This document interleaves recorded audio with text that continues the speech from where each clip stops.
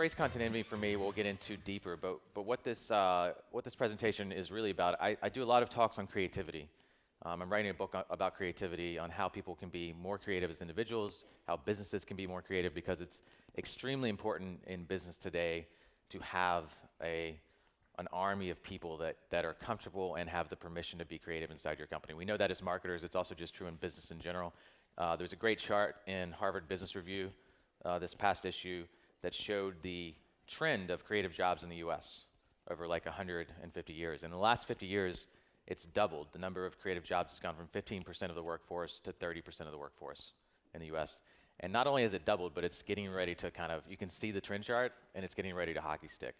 So, I mean, soon it's going to be half of the workforce in the country is a service-oriented job, tough word this morning, where creativity is an essential part of that role. And we know that as marketers in kind of an extreme case, because that's really what our job is to come up with creative ideas to sell products for our business or for our clients. So it relates back to content marketing, because in order to be creative, we really have to have time to spend on those problems, and time to find the right solutions, and time to find the great ideas. So I've been trying to find kind of sticking points where people get stuck and they don't really have the bandwidth or the resources to spend to really make a project or a campaign or a piece of content marketing really great. So today I'm going to give you a few tools to find that time and to be able to spend more time on some of these bigger ideas that we want to really get out there in a creative way. So these are some brands that I would label as content rich or content wealthy. And I love all of these companies, although I'm not allowed to eat some of the products. But you know, so Oreo and Dunkin' Donuts, they produce so much great content, and so often. You go to their Facebook and their Twitter, and they're just churning it out like crazy. HubSpot and Buffer are also doing that in different ways, mainly on blogs, and for different reasons. You know, Dunkin' Donuts, Oreo are consumer, HubSpot, Buffer are kind of tech companies, and these tech companies have made content marketing about a piece of their company from the beginning. HubSpot and Buffer both, and they produce brilliant blog posts, long-form blog posts on I think Buffer's twice a day, 3 times a day. HubSpot's, I don't know, maybe 30 times a day now. I don't know how many posts they put out. So we're seeing these in our feeds all the time. We see these companies that can produce tons of content at a very high level. And it really does create an envy situation where we feel like we need to strive to achieve that level. So that's one of the things I want to eliminate for you today. We also see charts like this. Don't even try to understand the chart. I'll give you the simple explanation, but it's telling you that you can post 6+ times to Facebook and still get a solid return out of each and every post, right? I don't know how many of you are posting 6+ times to Facebook per day. I know companies, so a couple hands, I know companies that are posting 12, 20 times to Facebook per day, which is insane. I don't want you to have to do that. This is the same chart for Twitter, 51 posts per day, and you can still get a large return on it. So not only are we supposed to do really great content, but we're supposed to post God knows how many times to all these social networks.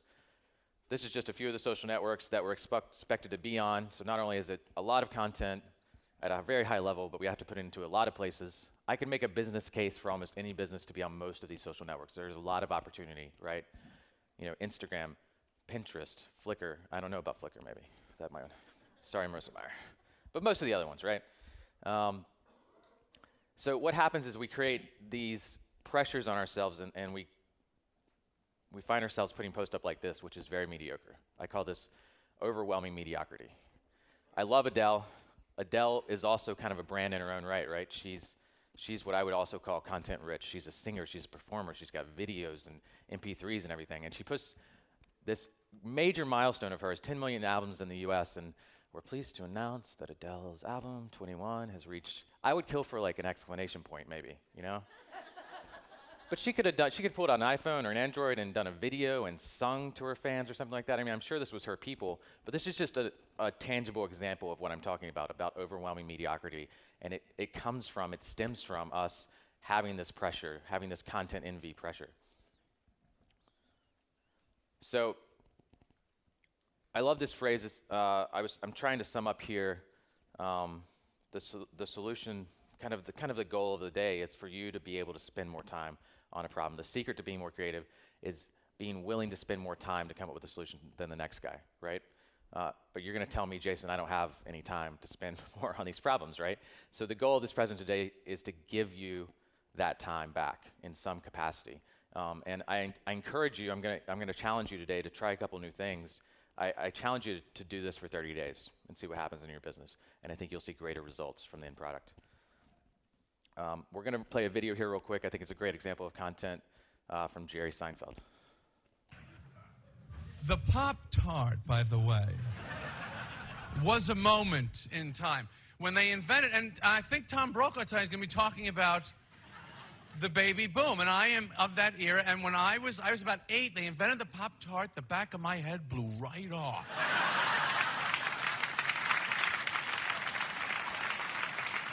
Right? Do you remember? Like, what? I was in the supermarket aisle with my mother, and I'm like, hold it, hold up, hold everything. The hell is that? Fruit-filled frosted rectangles in a box, the same. The food is in the shape of the box. What is this? You open the box, they're not even in there. They're in packets. Remember the packets? Lined with some kind of metallic alloy from NASA to protect them from gamma rays and Russian satellites might shoot at your brown sugar cinnamons. You had to protect the... And you open the packet. How many were in the packet? 2. Why 2? 1's not enough. 3 is too many. That's why. So really good, right? One of my favorites. I think we'd all agree Jerry Seinfeld's definitely a creative genius. I think we would really be uncomfortable matching wits with him, in that era, in that arena. These are the actual notes from the Pop-Tart joke of him writing. So it took him 2 years to write that joke. He started it, came back to it, edited it, took out sections, added more sections. 2 years later, he was comfortable presenting that joke to an audience. So think about that for a minute, just that time that he spent on this one joke. For Seinfeld, I'm sure he had a lot of other things going on that year. It wasn't the only thing he worked on. He had to sign royalty checks. He had to do Brunch with Kramer. But he came back to this one problem over and over because it wasn't perfect. It wasn't great yet, right? So think about that as an example the next time you're going to work on a project and you give yourself a day or a week or a month. Think about how long really great artists spend on great content. I think that's one of the things I'd love to stick in your head today, is giving yourself permission to spend more time on these projects. So I'm going to give you 5 steps today to fight back against content envy, and it's all going to boil down to focusing more time on fewer projects. That's the whole challenge I'm issuing to you today, is spend more time on fewer pieces of great content. So number 1, stole this from Oracle and Chris Moody, although we're going to have a little bit of back and forth suggestions today. He's going to give you his side of this equation, but they're both very valuable. We're talking about high intensity versus low intensity content. So the first step is to figure out what you're producing right now. What in your content marketing, social media marketing, blog, whatever you're doing, what's high intensity and what's low intensity? Your high intensity is going to be your long form content like Paula was talking about yesterday. It's going to be a podcast. For us, it's our conference. This is our high intensity content for the most part. It's going to be, a series of 10 infographics, a series of 10 slide shares. It could be a 50-page ebook, right? Your low intensity is going to be your Facebook post and your Twitter post. It's going to be user-generated content. It's going to be curated content. It's going to be automation. Automation is not a bad word as long as it's not everything you do, right? I'm a big proponent of that. It's going to be repurposing content. So the challenge is to, I love this photo. The challenge is to focus on the 80-20 rule. So 80-20 rule, finding an opportunity in your business where 20% of, how many people do not know the 80-20 rule? Right? Almost no one. Okay, good. So you want to spend 80% of your time. The challenge is 80% of your time on high intensity content and 20% of your time on low intensity content. So that's a big change for most people. How many of you think you're doing that right now? A couple people. Okay. So this pairs well with the next rule to take the pressure off of yourself. Not everything has to be a home run. So if you're doing the 80-20 rule, and you're spending 20% of your time on the low intensity content, on the curation, on the user generated, on posting stuff from your high intensity content, on repurposing, on outsourcing your Instagram account to an influencer for half the year, maybe 30 days at a time, on hiring an agency to help you with different things, on repurposing content from an ebook, right? You really are freeing up time. So if it's 80-20, you're spending 1 out of 5 days on the low intensity content and 4 out of 5 days on a much bigger piece of content. The third recommendation I have is to borrow, steal, and repurpose. These are great suggestions for content marketing, but I don't think we take them as seriously as we should. One example I'll give is some e-cards.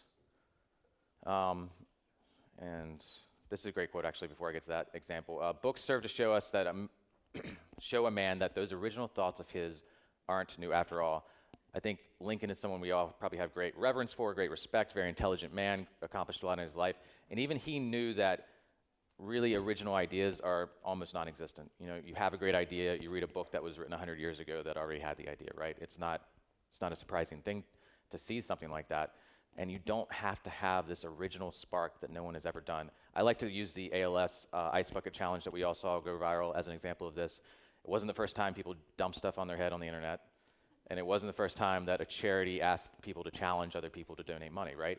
But it was unique in its own way. It paired other old ideas together and was unique in its own way. It wasn't super original, but it worked.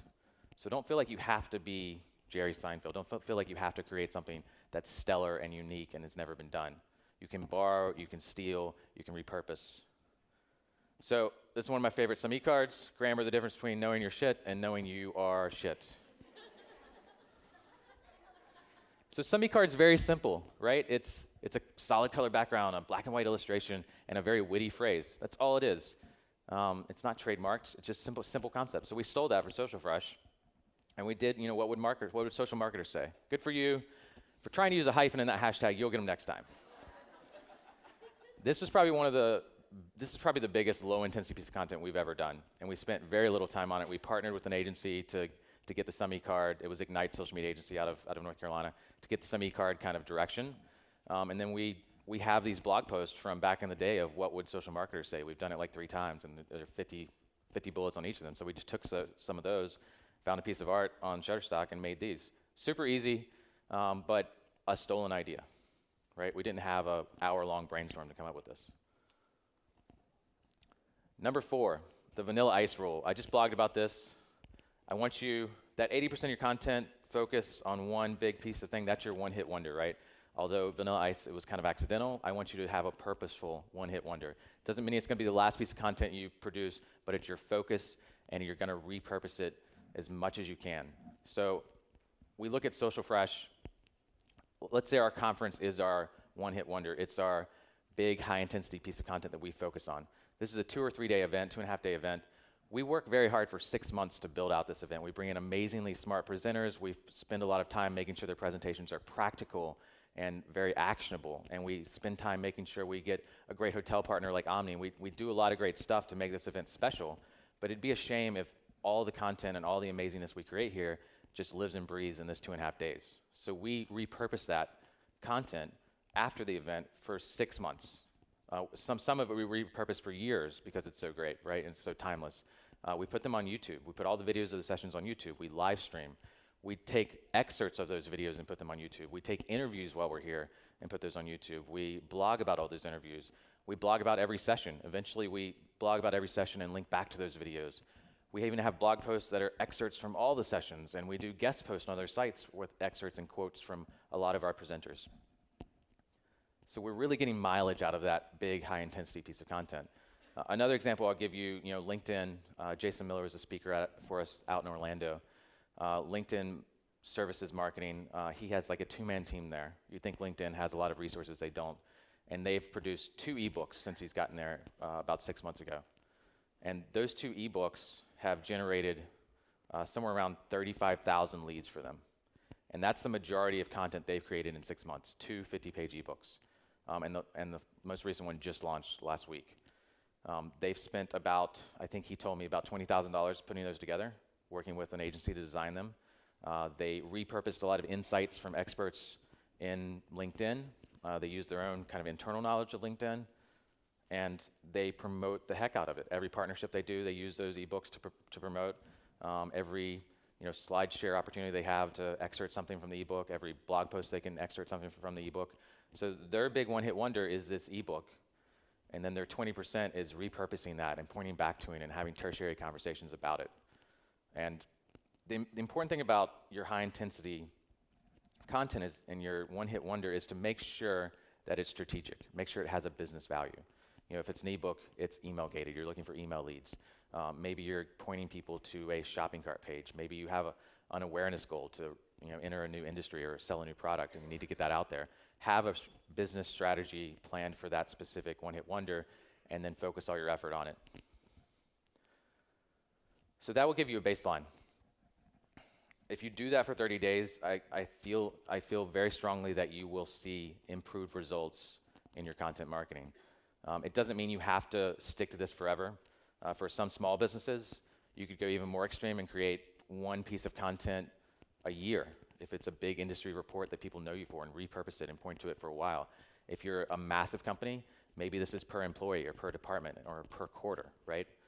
So you have to fit this strategy into your own business structure.